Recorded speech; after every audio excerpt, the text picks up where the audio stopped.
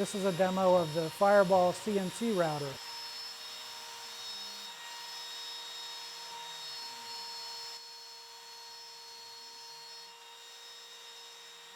The Fireball is a wood router controlled by a computer with a work envelope of about 2 feet square and 2 inches deep. It cuts wood products and plastic, but not metal. The Fireball is perfect for projects with curves, engraving, lettering, and complex shapes like gears. However, projects whose edges are straight lines are best cut on the table saw, as cutting is fast and it cuts the complete depth in one pass. The controlling computer is running Linux CNC, which is an open source application running on the Linux operating system. The input to Linux CNC is in the G-code format, which describes the paths the router should move along. Linux CNC translates the G-code into electrical pulses to drive the stepper motors on the Fireball. The screen display shows the position of the machine and the progress of the G-code file. There are many ways to generate a G-code file. In our hackerspace, most people use the no-charge, browser-based mechanical drawing CAD ecosystems like Onshape to model their objects, export DXF files of the object edges from the CAD, and translate edges to cutting directions in G-code using Kanban. You can even write G-code directly as a computer language. This demo was drawn in the 2D Illustrator program Inkscape and translated to G-code using the Inkscape extension G-code tools.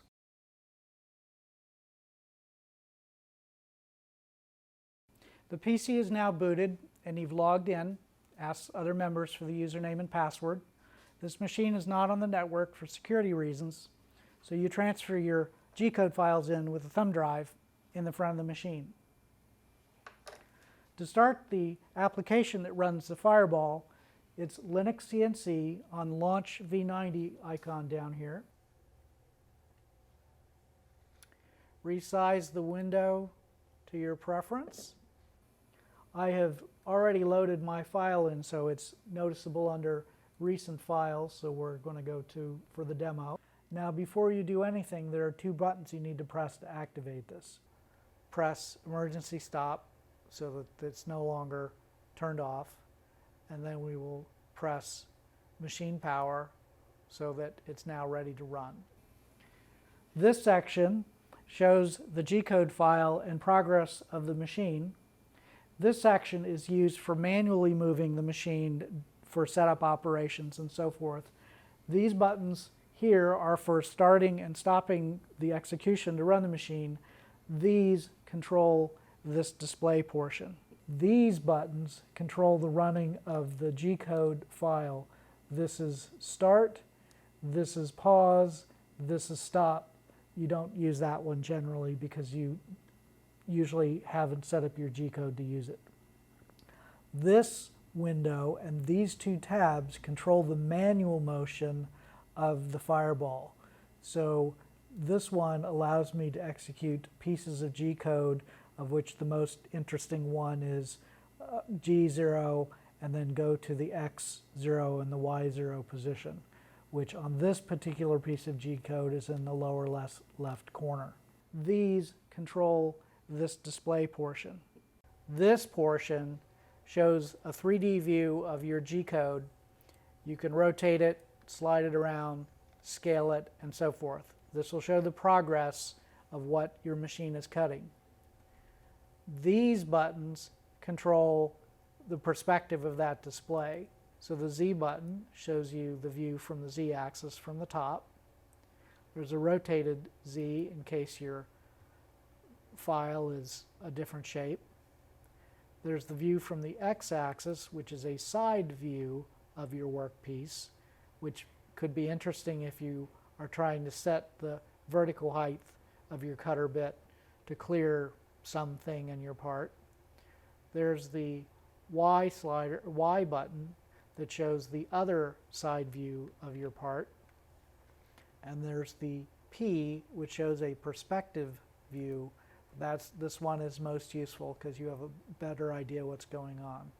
This white window down here shows the lines of your G-code as it goes by. So if you program by hand, you'll know what your programming looks like.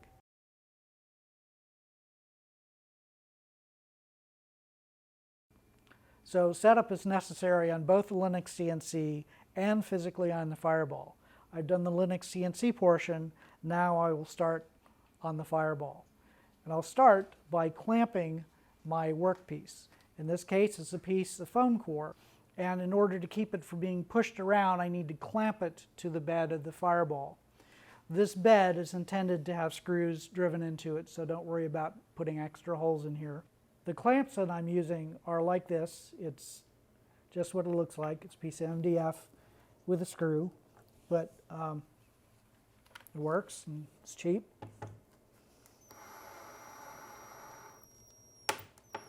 All right, one on one side and another one at the back. So let me point out a few things about Fireball. These yellow stepper motors control the different axes. This is the x-axis, which moves this way. This is the z-axis, which moves up and down. And the y-axis is off the back of the table and moves this way. The router is usually in this clamp in cutting the wood. Right now it's strapped out of the way so that I can use the marker adapter.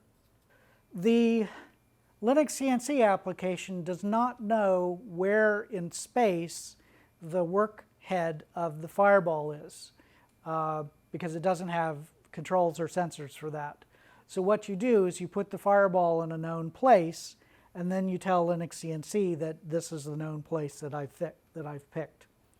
The known place on my G-code, I have picked some place that is easy for me to find on a blank workpiece. In this case, it's the lower left corner of the center. If you have a more round workpiece, you may find it in the center, but pick something specific because you're going to need to find it when you put your piece of plywood or whatever on the machine. So the Linux CNC thinks this corner is, so we're going to move, turn that one off, turn that one on. Arrow keys move the Fireball in location X and Y, and if you press Shift, it moves it faster. The page up and page down moves the Z-axis vertically or not. So for example, like that, I press Shift, it's faster, page up, page down. So I'm going to move this to the corner. So that is logically the lower left corner on my drawing.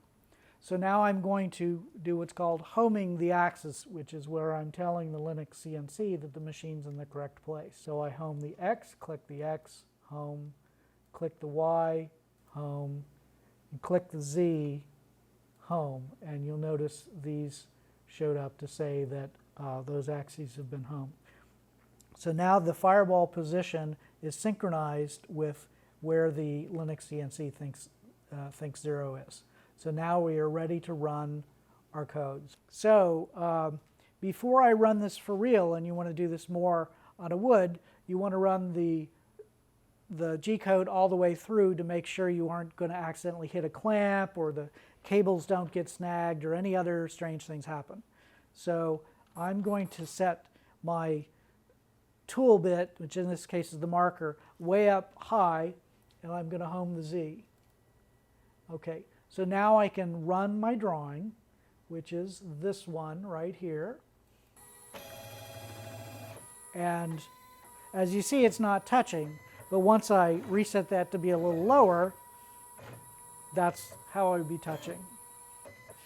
So this round blob here represents the nose piece or the workpiece of the router, and that's what it is located in the G-code file.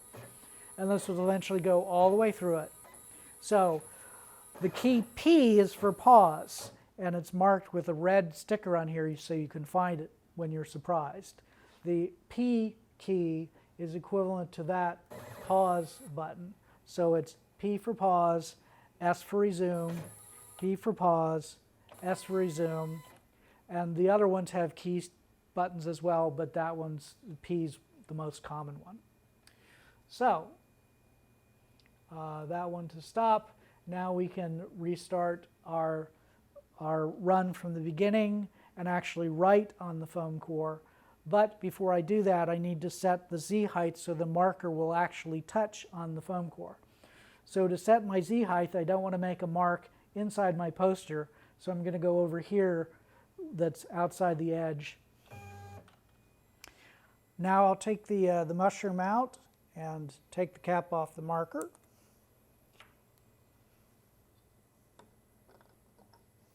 And the idea of this mushroom is that the workpiece, whether it's paper or wood or whatever, is never as flat as you want. So if you just drug the marker across it, the tip would compress and you get different line widths. So this is intended to slip up and down a little bit to compensate for the non-flatness of the workpiece. And I'll make a dot. And there's a little gap here, because that shows that it's actually on the tip and up.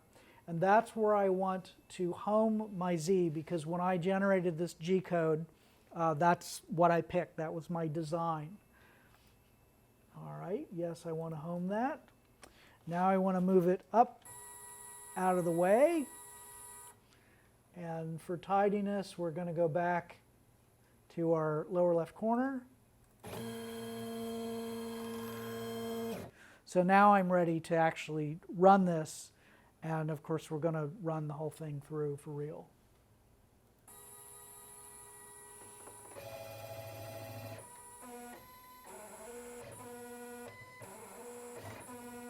Nope, I goofed.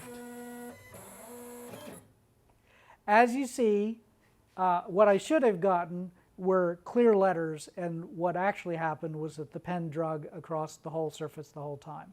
So what I did there was I set the travel of this Z to where it couldn't move any farther down.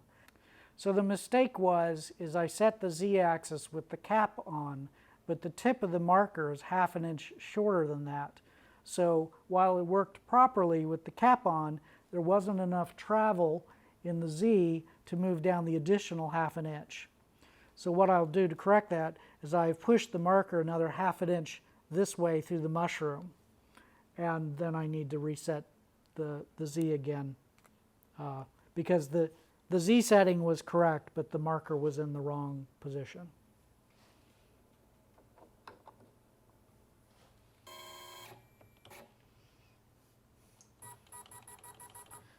So now I'm setting the Z again with the marker pushed about ½ an inch forward. Right about there. And now I home the Z. And yes, it tells me that I'm doing this again, which I know. Move it up way out of the way. Start over with our new Z. And now what we see is that it picks the pen up in between the places where it's drawing, which is what it's supposed to do. So the router is equivalent. Of course, you don't want to drag the router bit through your workpiece. You only want it where the cuts are. This is a control for use while it's running. And if the cut is doing something exciting that you don't like, it seems to be stressing the machine, or it's not leaving a good finish, or there's anything where you just want it to go slower, and you can use these sliders to slow it down while it's running. And you can do the rapid speed, which is the motion when it's not in the cut. You can do the feed override, which is the motion when it's in the cut, or you could just limit the total speed. This is the one that I usually use.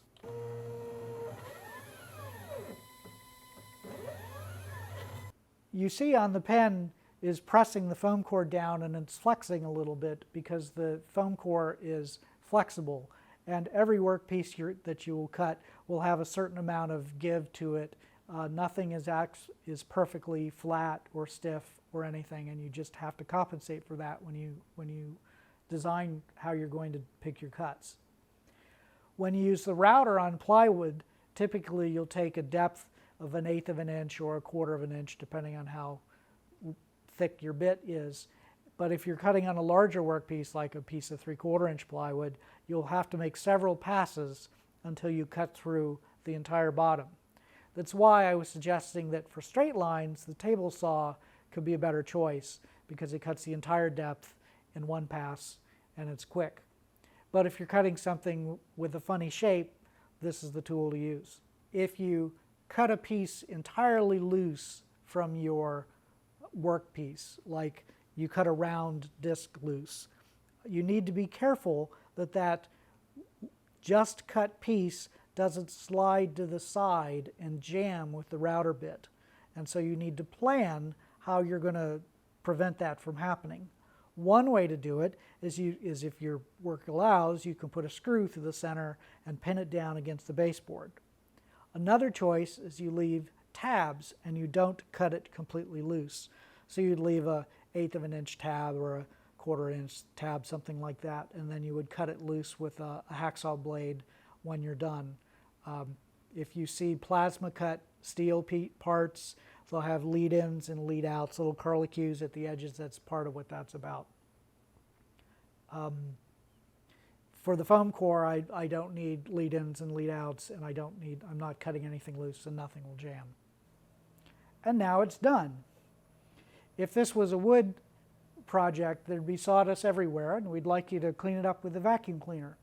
If you're using the router, we'd like you to wear safety glasses, because when the router bit accidentally hits one of the screws and the clamps, or possibly a nail or a staple in a piece of reclaimed wood, it'll shatter sometimes, and the pieces are sharp and they go really quick all over the place. We'd also like you to wear ear protection, because the hearing damage creeps up on you, and you may be listening to the router run, the sound of the router cutting the wood, and a vacuum cleaner all at once, possibly with the air conditioner. So it's a lot easier to concentrate as well, I find, if you wear the hearing protection. Plus, it's just safer for your ears.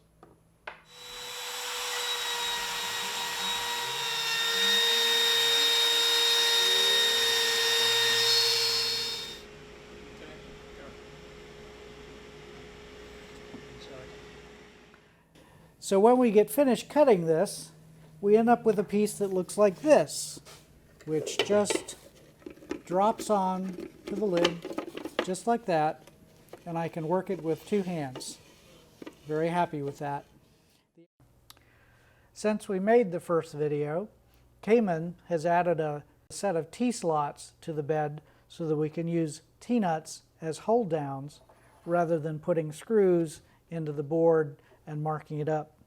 This is a system much like on the Bridgeport, and it's really handy. Thank you, Cayman. You have your workpiece.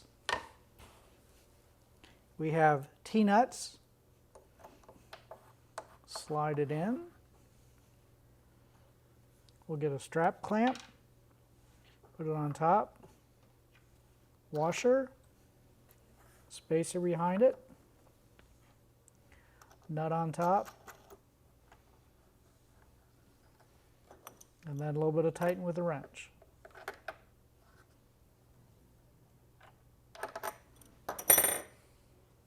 And that holds it down.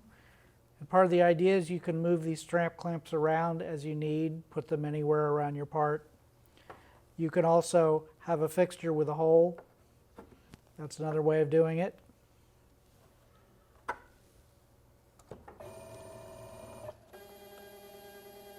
you could zero your head. This is Gainesville Hackerspace in Gainesville, Florida. We have an open house every Tuesday. We'd love for you to come down with an idea or a sketch or an object in hand, and we'll walk you through the Fireball. We have a Slack and a web page and all sorts of stuff. Please contact us if you have a project in mind that you'd like to cut in live on Tuesday, because we can do that as well. Thank you for watching.